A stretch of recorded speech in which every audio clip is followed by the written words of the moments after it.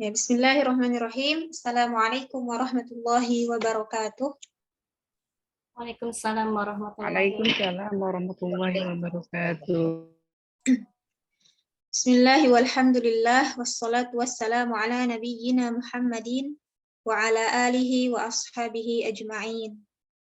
Allahumma 'allimna ma yanfa'una wanfa'na bima 'allamtana wazidna 'ilman warzuqna fahman wa alhiqna bis sholihin innaka antas sami'ul 'alim. Rabbana shrah lana sudurana wa yassir lana umurana wahlul 'uqdatam min alsinatina yafqahu aqwalana amma ba'd. Alhamdulillah, puji dan syukur kita panjatkan kehadirat Allah Subhanahu wa taala atas limpahan nikmat yang telah Ia karuniakan kepada kita semua. Shalawat serta salam senantiasa tercurah kepada baginda kita Nabiullah Muhammad sallallahu alaihi wasallam, juga kepada keluarganya, para sahabatnya, para tabi'in, tabi'ut tabi'in, sampai kepada umatnya akhir zaman nanti insyaallah. Baik, Mahatfillah sekalian, alhamdulillah kita berjumpa lagi di kelas pembinaan teori tajwid ya insyaallah.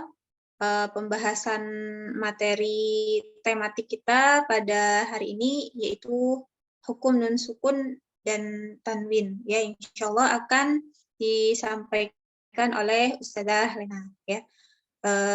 Sudah siap Ibu-ibu? Barangkali yang bisa on kamera silakan on cam ya, kemudian nanti silakan interaktif saja karena memang di sini ini ya pembahasannya itu untuk diskusi ya, karena ya saya yakin semuanya sudah dapat lah ya teori-teori tajwid, tinggal kita murojaah sama-sama kemudian nanti kita diskusi juga di sini, boleh ya.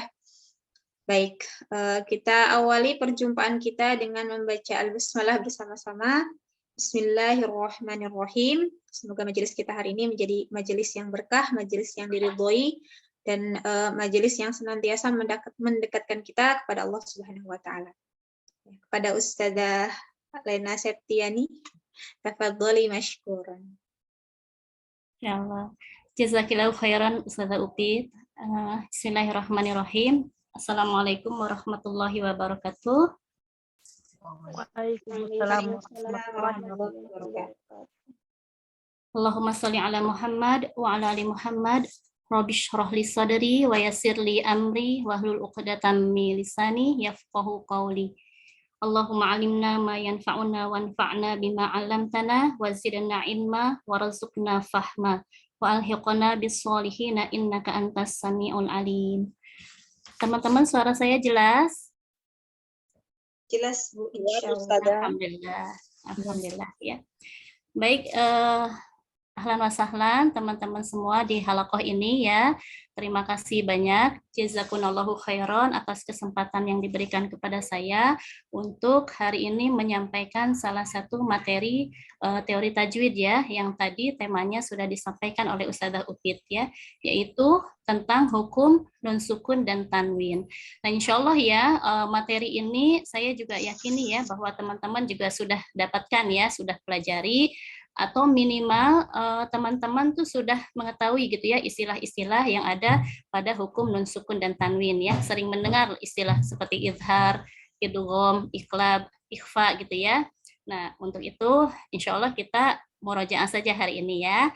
Baik, yang saya sampaikan ini saya dapatkan ya sumbernya dari beberapa buku, diantaranya adalah buku Syarah Tuhfatul Atfal karangan Ustadz Randy Rustandi, kemudian juga karangan Ustadz Miftah Arifin, dan juga ada buku hukum-hukum bacaan Al-Quran ya dari karangan Ustadz Yahdi Jaisi LC.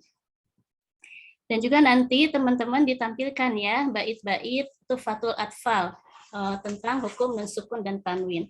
Sekilas saja, Tuhfatul Atfal itu adalah kitab tajwid juga ya, merupakan karangan yang berbentuk nazom ya, yaitu bait syair ilmiah yang berisi hukum-hukum tajwid pokok gitu ya, yang harus diperhatikan oleh setiap pembaca Al-Quran ketika membacanya agar kita terhindar dari kesalahan di dalam membaca.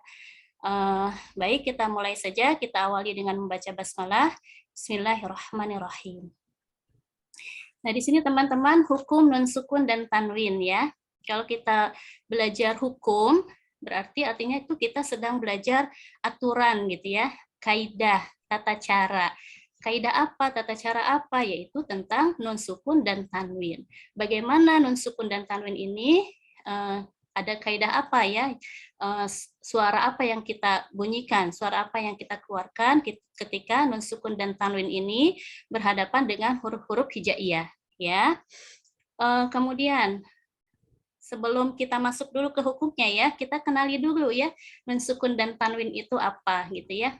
Nah, teman-teman, nah ini disandingkan ya, judulnya di sini hukum nun sukun dan tanwin. Nun sukun dan tanwin ini disandingkan, direndengkan ini. Karena apa? Karena mereka mempunyai kesamaan bunyi ya ketika diucapkan. Nun sukun ketika diucapkan itu bunyinya adalah en gitu ya. Suaranya adalah en. Atau kalau misalnya saya kasih bantuan huruf hijaiyah ya di depannya, kemudian huruf hijaiyah itu saya beri harokat. Contoh misalnya huruf hamzah ya, saya beri harokat, kemudian setelahnya huruf nun sukun. Maka suaranya akan seperti ini. An, in, un, seperti itu ya. Demikian juga kalau huruf hijaiyahnya saya beri tanwin, maka suaranya juga akan seperti ini juga, sama ya. An, in, un. Nah, sama ya. Oleh karena itu, nun sukun dan tanwin ini disandingkan sehingga nanti mereka juga mempunyai hukum yang sama gitu ya. Hukum ketika berhadapan dengan huruf-huruf hijaiyah. Nah, selain punya kesamaan ya, nun sukun dan tanwin ini juga memiliki beberapa perbedaan. Ini saya bacakan dulu ya teman-teman ya, perbedaan antara nun sukun dan tanwin. Nanti dijelaskan lagi melalui contoh ya. Baik, di sini nun sukun. Perbedaan yang pertama ya, kalau nun sukun itu hurufnya asli. Kemudian terucap dan tertulis. Kemudian berada pada kondisi waqaf dan wasol, berada pada isim, fi'il, dan harf, kemudian berada di tengah ataupun di akhir kata.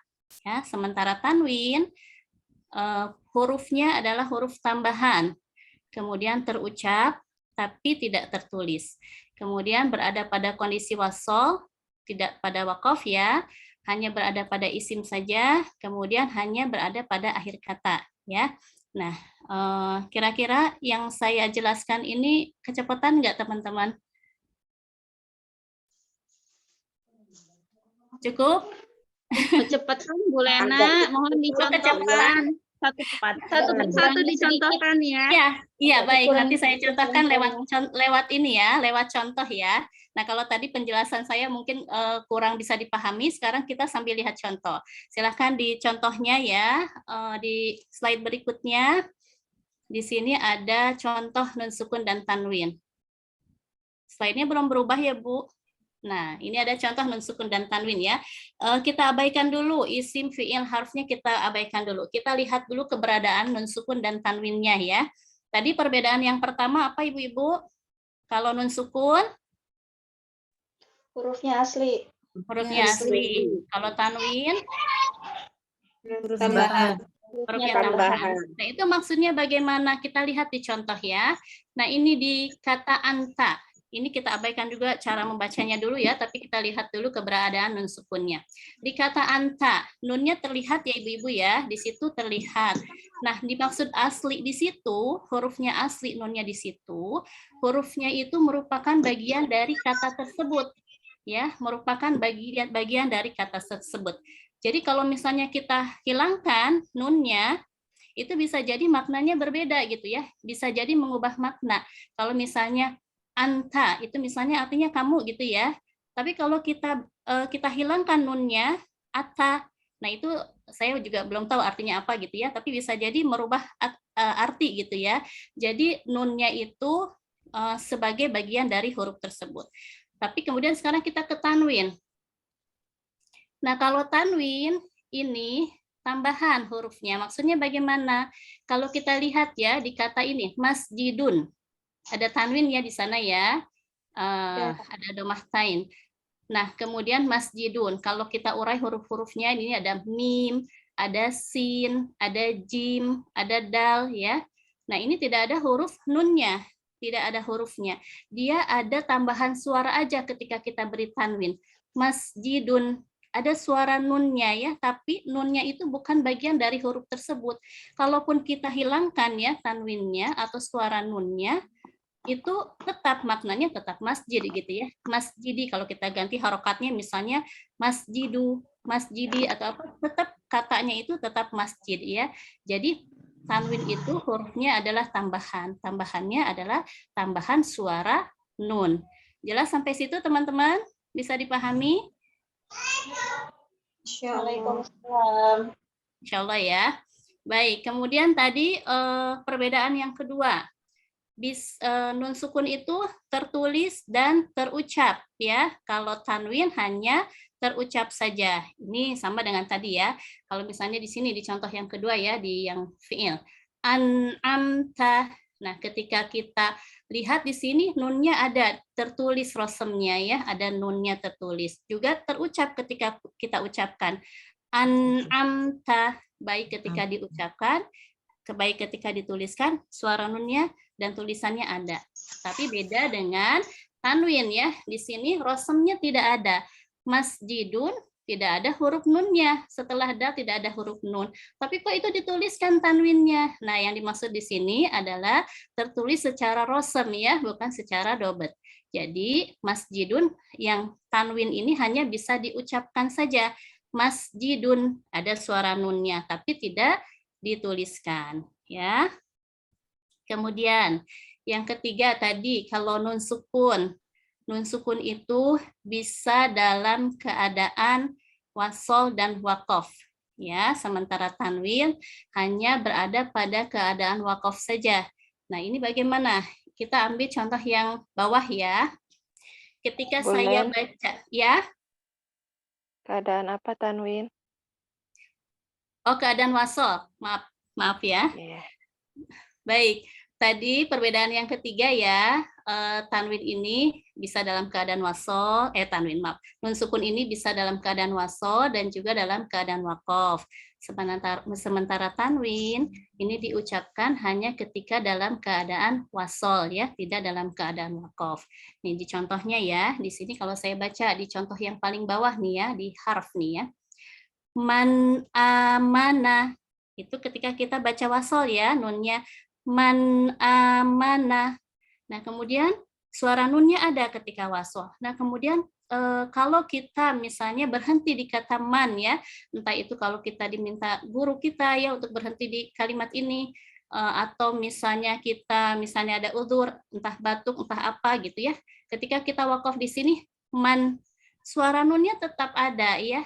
Suara nunnya tetap ada, baik ketika wasol maupun ketika wakof ya.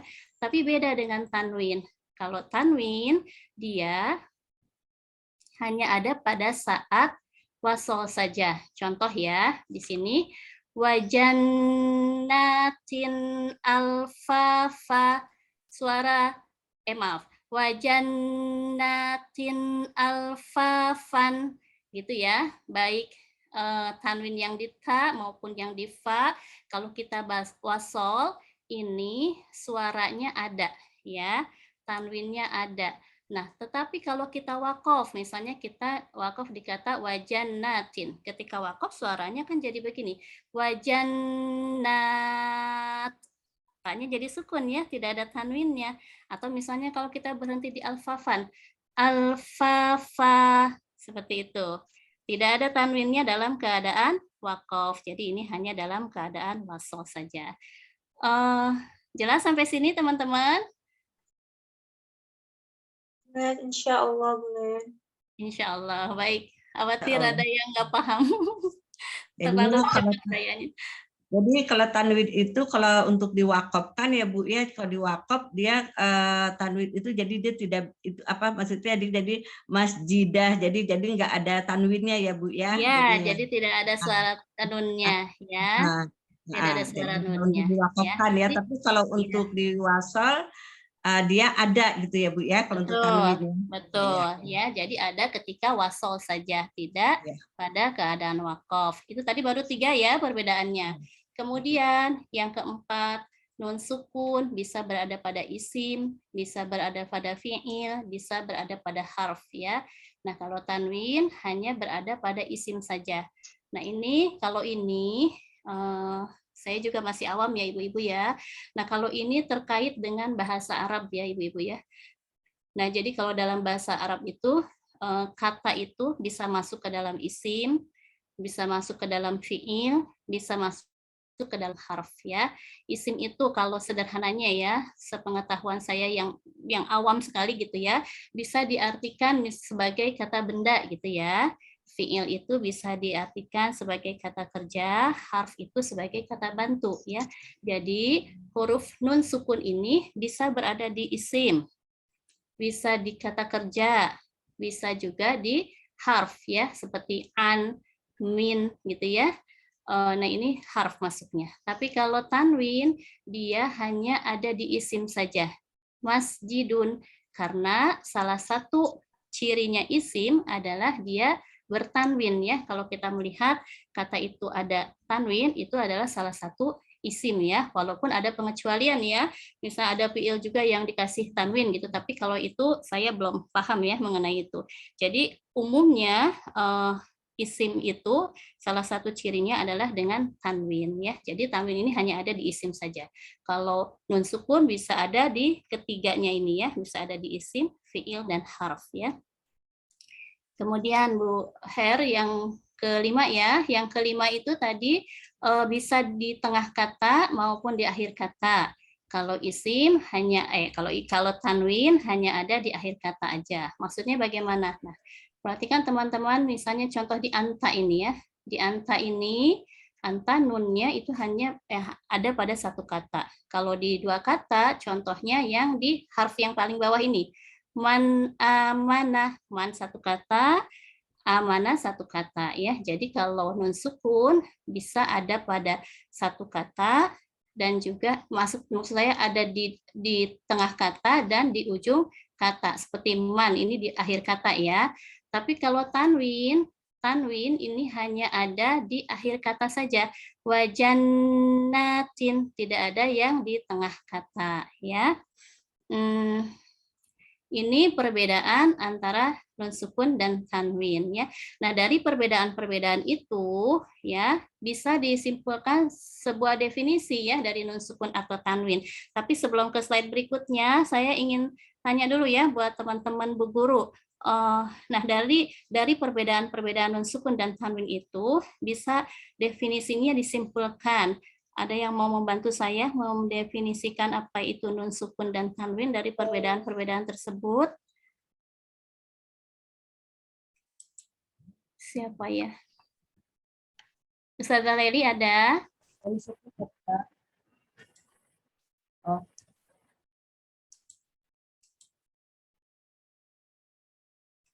Atau Ustazah Naili? Bulan apa? Leli apa Naili? Maaf. Tadi Bu Leli yang pertama. Maaf. Bulan maaf saya telat ya, masuk. Nggak apa-apa ya. Iya, Syafakillah, Ustazah Leli. Baik, Ustazah Naili. Ustazah Naili bisa bantu saya? Sedang tidak repot kah? Iya, Bu. Yang Iya, untuk baik. apa nih? Yang Ustazah Naili tanwin dari apa nun sukun, Bu? Ya, dari perbedaan-perbedaan tadi bisa dibuat definisi tentang nun sukun dan tanwin. Keduanya Bu Naili. Oh, Masya Allah. Bismillah. Nun sukun adalah nun asli yang bisa terdapat di tengah ataupun di akhir kata, di tengah atau di akhir kata. Kemudian, bentar Bu, ngos-ngosan nih jadi dipanggil. Baru pulang ya, Ustazah Naili. Iya, betul Ibu. Oh, maaf. Nun sukun itu nun asli yang bisa berada di tengah atau akhir kata, kemudian tertulis dan terbaca, bisa ada di isim, fi'il dan huruf, kemudian terbaca ketika wakof maupun wasol. Ya Allah, cukup Bu Naili, biar ada istirahat dulu. Jazakillahu khairan. Selanjutnya Ustazah Iza, silahkan definisi dari tanwin. Bismillahirrahmanirrahim. Dicoba ya Bu ya. Baik, silahkan. Kalau tanwin itu adalah huruf nunnya itu tambahan karena dia itu tidak terlihat, tidak tertulis tapi terucap. Ya, terus berada pada kondisi wasol. Jadi ada itu ketika disambungkan ya dan tidak pada waqaf. Terus hanya berada pada isim saja. Terus berada pada masjidan di akhir kalimat akhir kata, Bu. Baik, Masya Allah. Jazakillahu khairan Ustazah Ida. Betul ya teman-teman apa yang disampaikan tadi oleh rekan-rekan Ustazah. Itu betul ya definisi nun sukun dan tanwin itu. Silakan slide berikutnya.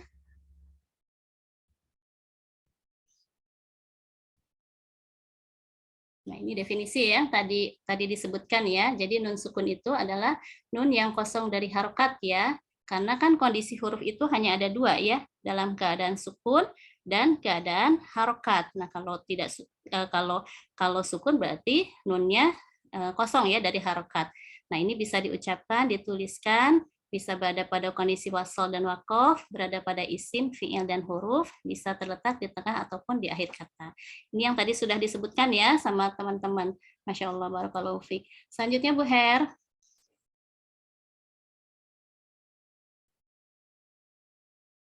Nah baik, ini sekarang kita sudah mulai masuk ke hukum nun sukun dan tanwin.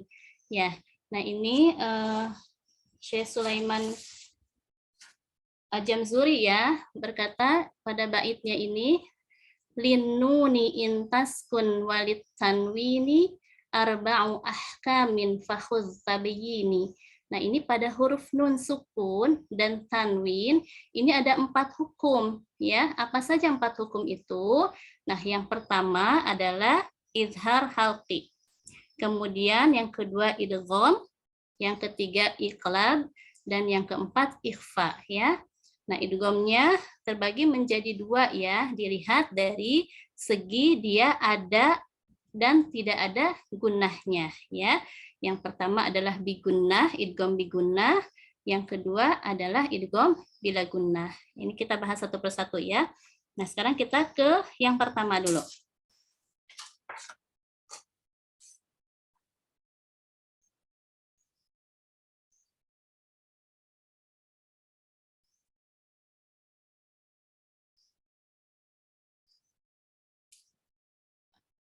Di screen-nya sudah berubah, teman-teman? Belum, Ustazah. Masih. Belum boleh, Nak. Ustazah Herlin? Sudah, Bu. Nah, baik. Baik. Nah, ini juga di sini ya. Di sini juga fal awalul izharu qabla ahrufi lil halqi sittin rutibat fal ta'rifi. Nah, ini fal awal. Jadi hukum yang pertama dari nun sukun dan tanwin adalah izhar. Kapan menjadi izhar? Yaitu ketika nun sukun dan tanwinnya bertemu dengan huruf-huruf tenggorokan ya. Huruf tenggorokan ada berapa, teman-teman? 6. Ada 6 ya. Ya, jadi huruf-huruf yang keluar dari makhrajnya huruf-huruf yang keluar dari tenggorokan itu ada 6 ya. Nah, di sini jadi hukum yang pertama adalah izhar. Izhar ini secara bahasa artinya adalah jelas atau nampak. Nah, secara istilah mengeluarkan suatu huruf dari makhrajnya tanpa dengung tambahan. Ini maksudnya bagaimana? Jadi ketika mengucapkan jelas, dia seperti kita mengucapkan huruf itu sendirian ya, jelas makhrajnya, sempurna juga sifatnya. Contoh misalnya kalau saya mengucapkan minha, seperti itu nun sukunnya dibaca jelas ya, tanpa ada dengung tambahan seperti ini. Jadi sesuai dengan sifatnya nun aja ya, punya tawasud, jadi sesuai sifatnya minha, tidak diberi tambahan dengung menjadi minha atau dibaca menjadi minha. atau juga menjadi minha, tidak ya. Jadi dibaca jelas, yaitu sama seperti kita mengeluarkan huruf itu dari makhrajnya ya, dan juga sempurna sifatnya. Nah, kemudian di sini juga dikatakan bahwa huruf-huruf yang terhukumi izhar itu ada 6 ya. Hurufnya apa saja? Kita lihat. Hurufnya adalah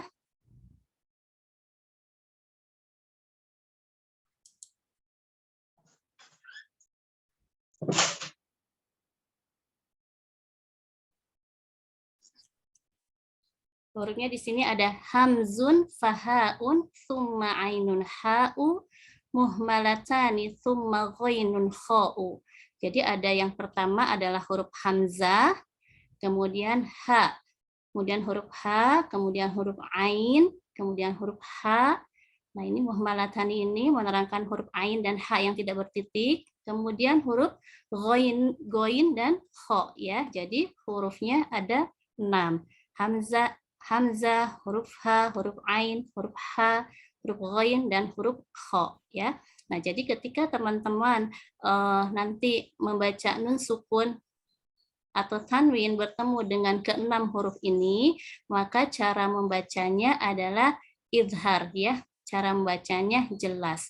Nah, kemudian dinamakan izhar halqi ya, karena huruf nun sukun dan tanwin ini bertemu dengan huruf-huruf yang dari tenggorokan.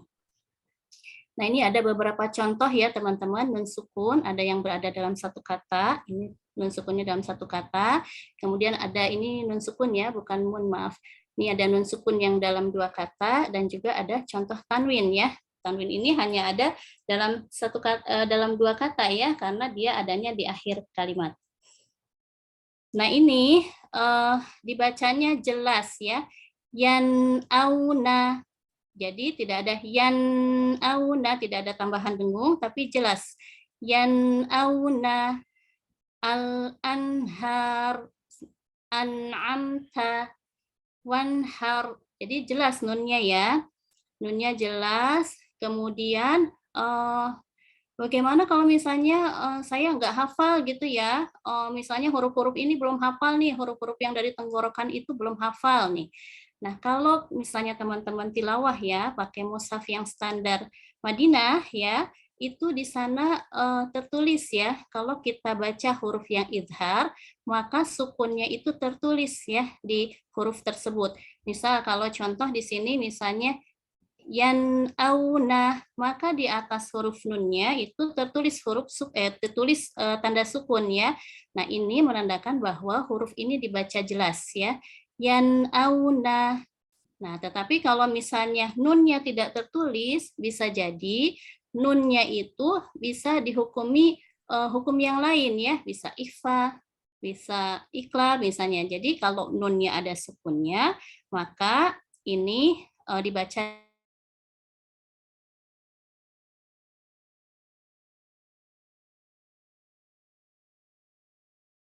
Terputus ya?